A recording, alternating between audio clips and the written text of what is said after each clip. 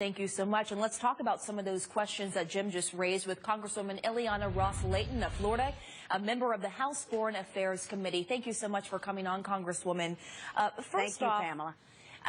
If you could, what can you tell us about these chemical weapons attacks that Jim just reported on? Can you confirm there have been others? Well, although I serve on not only on the Foreign Affairs Committee, but also on the Intel Committee, we don't confirm nor deny. We go with whatever the administration says as a public record.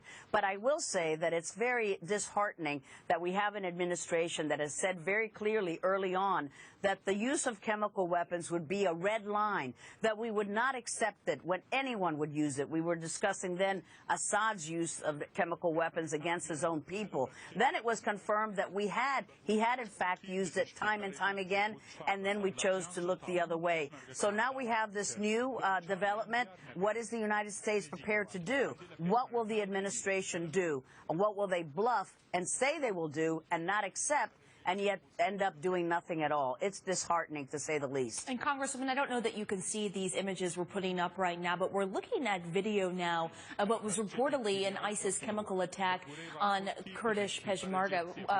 Congresswoman, when you look at these pictures, they're so disturbing, and you up what you said, the red line, as the president said, with al-Assad. What should the U.S. response be here? Should we do more, shift our strategy, and help Kurdish fighters counter what ISIS is capable of now that we see?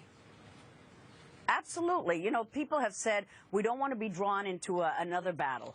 And although that's understandable, it really depends on how you ask that question. But we have natural fighters who say we want to beat the ISIS. We want to eliminate ISIS. Not only does Jordan want to do it, Egypt wants to do it, the Kurds want to do it, yet we're very slow in supplying them with the ammunition and the hardware they need to wipe out this cancer. And the only reason that Iran is helping at all in this fight is because Iran wants to establish the Islamic Caliphate. They don't want ISIS to do it. So when we used to say the enemy of my enemy is my friend, no, they are still our enemy. We need to help our allies destroy this menace. The administration is just not willing to do that.